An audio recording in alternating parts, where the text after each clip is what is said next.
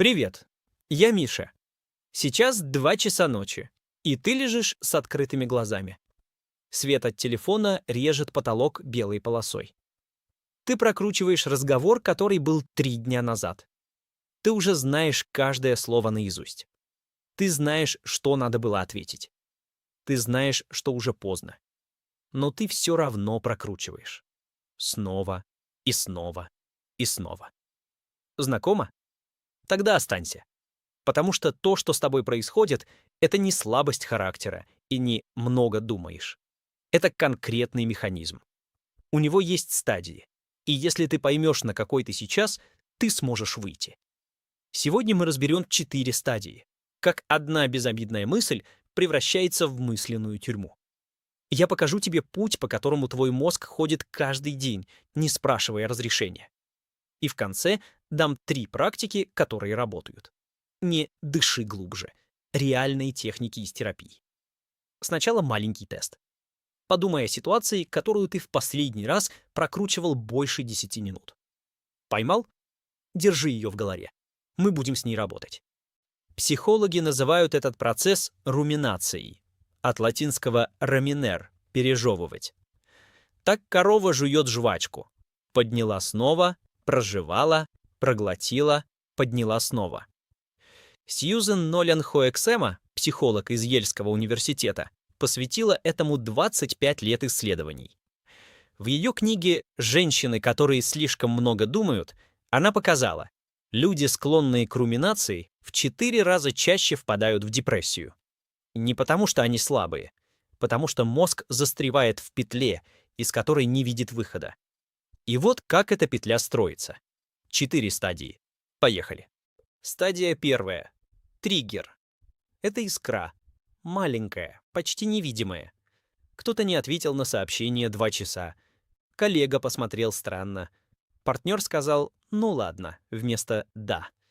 Ты вспомнил, что 3 года назад на корпоративе сказал что-то глупое. Все. Триггер сам по себе нейтральный. Это просто факт. Но твой мозг не воспринимает его как факт. Он воспринимает его как сигнал угрозы. Здесь включается миндалевидное тело, амигдала. Джозеф Лиду, нейробиолог из Нью-Йоркского университета, в исследованиях 1996 года показал, амигдала реагирует на эмоциональные триггеры за 12 миллисекунд, до того, как кора мозга вообще успела понять, что произошло. То есть тело уже напряжено, дыхание уже стало короче, а ты еще даже не осознал, что что-то началось. Свет в комнате становится резче, тишина становится плотнее. Где-то в плечах появляется тяжесть, как будто на тебя накинули мокрое полотенце. Услышь это. Ты не выбирал начать думать. Твой мозг начал за тебя. Стадия 2. Первый круг. Теперь включается то, что ты считаешь собой. Логика, анализ, разум. Мозг говорит: «Окей, что-то случилось, давай разберемся». И ты разбираешься. Ты прокручиваешь ситуацию первый раз. Ищешь объяснение. Почему он так посмотрел? Что она имела в виду? Может, я что-то не так сделал? А может, это вообще не про меня? Это кажется продуктивным. Кажется, что ты решаешь задачу. Но вот что важно понять. Мартин Селигман, отец позитивной психологии, в книге «Как научиться оптимизму» описал ключевое отличие. Продуктивное мышление приводит к решению или к действию. Руминация не приводит никуда. Она просто крутится. И вот ты сделал первый круг. Вывода нет, действия нет, ситуация осталась той же. Но мозг говорит: «Подожди, я не закончил. Давай еще раз, под другим углом». И ты идешь на второй круг. Стадия 3. Закрепление. Здесь происходит самое опасное. Мысль перестает быть просто мыслью. Она становится телесным состоянием. Бессел ван дер Колк в книге «Тело помнит все» описал это так. Эмоция, которую мы не выпустили, записывается в тело. Челюсть сжимается. Плечи поднимаются к ушам. Желудок сжимается в кулак. Дыхание становится поверхностным, только верхушкой легких. И теперь у тебя проблема. Потому что тело сигналит мозгу: опасность реальна. А мозг смотрит на тело и говорит: «Видишь, я был прав, что-то серьезное». Это замкнутый контур. Стивен Поргес в поливагальной теории показал, блуждающий нерв напрямую связывает состояние тела и состояние ума. Зажатое тело равно тревожный ум. Тревожный ум равно зажатое тело. И теперь мысль обрастает сценариями. Ты начинаешь представлять, что он скажет завтра, что она подумает, как ты ответишь, как они отреагируют. Ты разыгрываешь в голове 3, 5, 10 вариантов диалога, который еще не случился и может вообще не случиться. Запомни, твой мозг не отличает воображаемую ситуацию от реальной. Для него ты уже прожил 10 конфликтов сегодня вечером, и ты устал, как будто они были.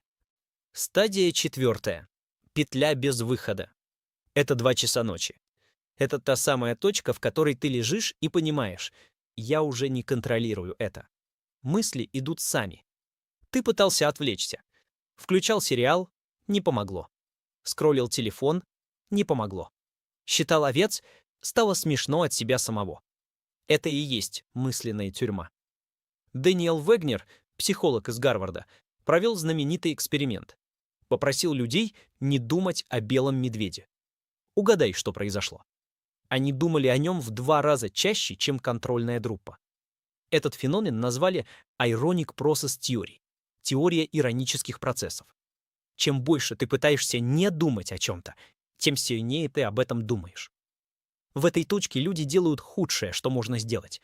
Они начинают думать о том, что они слишком много думают. Метаруминация. Тюрьма внутри тюрьмы. Холодильник на кухне гудит.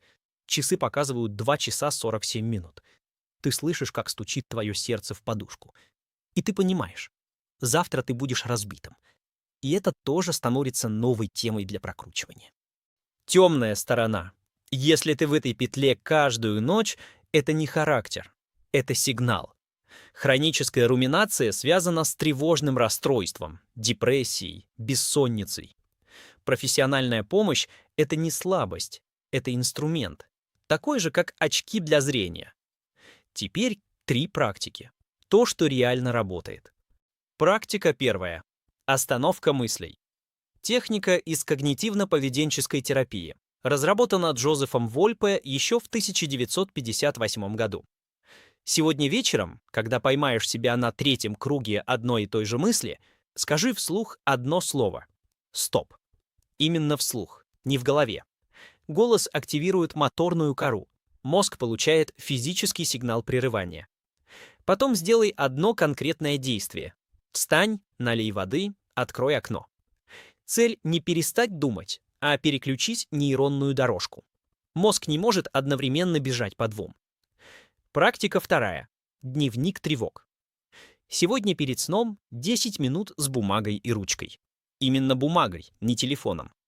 Записывай все, что крутится в голове. Не структурируй, не редактируй. Просто выгружай. Джеймс, психолог из Техасского университета, доказал в исследованиях 1986 года, 15-20 минут письма о тревожных мыслях снижают уровень кортизола на 28% и улучшают сон. Когда мысль выгружена на бумагу, мозг перестает ее удерживать. Бумага становится внешней памятью. Практика 3. Техника 5-4-3-2-1. Это техника заземления. Работает в момент, когда ты уже в петле. Назови вслух или про себя 5 вещей, которые ты видишь, 4 вещи, которые слышишь, 3 вещи, к которым прикасаешься, 2 запаха, 1 вкус. Это переключает мозг с режима Default Mode Network, той самой сети, которая порождает руминацию, на сенсорное восприятие. За 90 секунд ты выходишь из головы в тело. Скажи мне в комментариях, на какой стадии ты застреваешь чаще всего? На 1, 2, 3 или 4? Просто номер. Я читаю все. Это был Миша. Увидимся послезавтра.